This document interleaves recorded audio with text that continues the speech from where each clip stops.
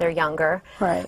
But they're pretty much excited. You know, I'm a very sort of casual mom, so they sort of go with the flow. So if all of a sudden there's a new school, it means that that's probably the school we should be going to. So I think not stressing your kids out, which is so easy to do when you're stressed out, letting them realize that whatever choice is made is probably going to be the best one for them, and then they sort of go with that. So how have your kids benefited from being New Yorkers or here in Brooklyn? Well, I think, you know, my kids were Jewish. And we're Orthodox Jewish, so it's a much more insular community, which we tend to, but yet I think there are a lot more challenges today, even for the Orthodox kids, because today everything's out there, and the kids see it, know it, they all have iPods, they're all on the computers, so as parents we are much more vigilant in checking out what our kids are doing, and even drugs has come into our community and stuff like that. So we're really, that's true. But we didn't even speak about drugs. Exactly. Drugs is definitely an issue. Well, we're concerned about all those type of things. Right, just like you any know, parent so, would be. like any parent. Right. So there's some good stuff and there's other stuff that we worry about.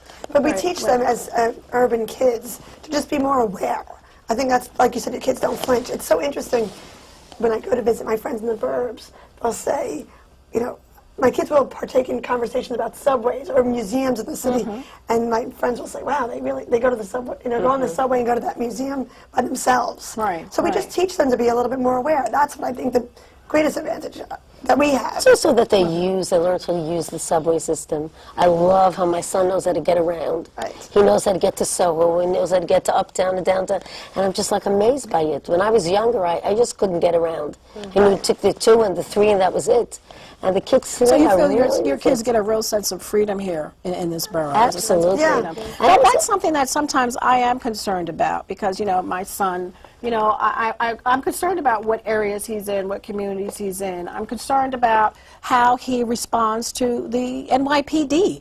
You know, oftentimes he's kind of in that little African-American male culture that doesn't necessarily have the best relationships with the police department. But yet I say to him, but you haven't had a run-in yet, so what is this? But he's already kind of adopted that posture. So, you know, we all live in our own little Brooklyns in so many respects in terms of what our concerns are. Right, because that wouldn't even cost my money. Yeah, it wouldn't, but it does cost money. But I think the NYPD in Brooklyn is very, because we're so diverse, all the communities in Brooklyn. Definitely, I agree. I think I love the community relations of the NYPD. They have reached out to every segment of our community. They know the needs. we live in the same community. That's correct. They're very, very visible. They are very visible, and they know what our different cultures need.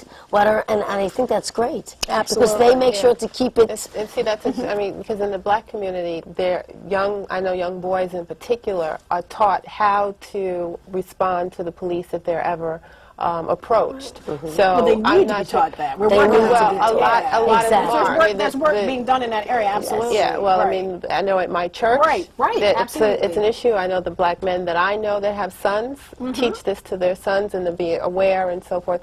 So, you know, this whole notion that there are different Brooklyns and you do have different experiences, so it's not a flat line. Kind of experience. So Marissa, let's talk a little bit about timeout kids and what people can do for fun with their children, especially now that we're in some recessionary times. What's out there for Brooklyn parents? I think in some cases, and people may disagree with me, that it's almost easier to find free things than it is to find paid things. I mean, I think the city has done an amazing job with the city parks department, where every park in New York City is offering arts programs, sports programs, where you can just show up. I think a lot of people just don't know how to access the information again, so whether it's through Timeout Kids or it's going through a city website. You know, there's kite flying lessons in Dumbo that are free on Saturdays. There's the kayak. My kids love to go on the water taxi. Now, we can find this out in Timeout Kids because you know a lot of... All right, keep going. Yes, right. But I mean, just the type of... Can you go online to Timeout Kids? You can go online to timeoutkids.com, timeoutkids.com. But I just think you just have to think sort of outside the box. The idea that my kids actually enjoy going to IKEA.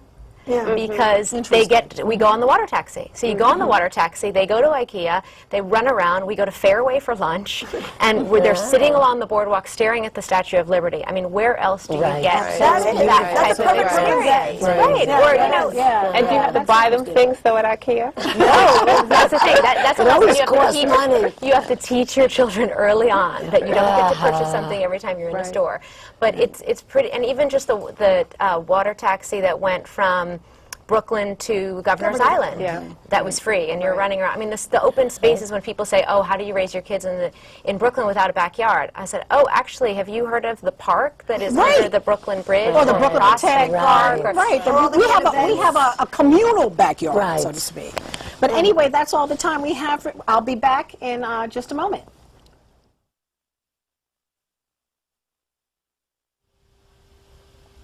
We're here with Anthony Crowd, counselor to the mayor and chairman of the Brooklyn Public Library Board, and our savvy guy.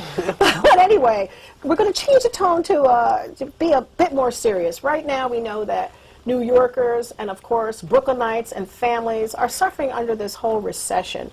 And, of course, we're moving toward a jobless recovery. So what is it that we can expect to see from the city to sort of help our families in Brooklyn? Well, the city, Mayor Bloomberg has put together a 5-borough economic opportunity plan, which really focuses on retaining and growing the city by 400,000 jobs and trying to make sure that everyone has an opportunity to stay afloat. Obviously, that's through small business development, ensuring that there's access to capital so people can keep their businesses afloat or develop new businesses. It also means helping people who are having trouble with short-term loans, anti-foreclosure, and also working to make sure that there's workforce development. Here in Which is Brooklyn really important. alone, Right. our Department of Small Business Services runs what we call the Workforce One centers. Right. We've very recently placed 16,000 people in jobs. In Brooklyn? In Brooklyn. In Brooklyn. Right. And so the series of efforts are really designed to address that issue of the recession. New York entered the recession a little later than the nation. We expect to pull out of it a little sooner.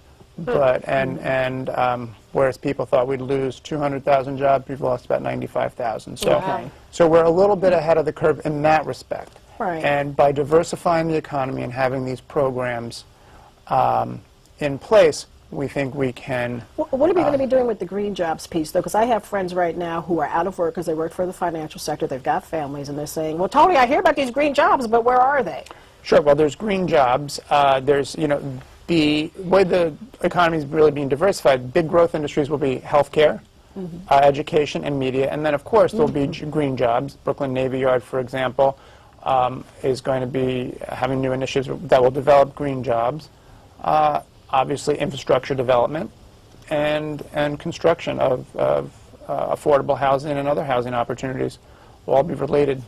What about the manufacturing base, though, in terms of Sunset Park? Is there some sort of, I've been hearing about a vision for Sunset Park? There is a vision for Sunset Park, and that has great potential for job creation, not only through construction, but once things are fully realized, for production. Production. So, And what yeah. about Coney Island? I've heard a lot about the mayor's, rollout plan for Coney Island, the amusement park, and also some affordable housing. I'm very interested Right. in the affordable housing component. How is that going to all fit in? Well, the thing with Coney Island is that it has largely been a seasonal destination.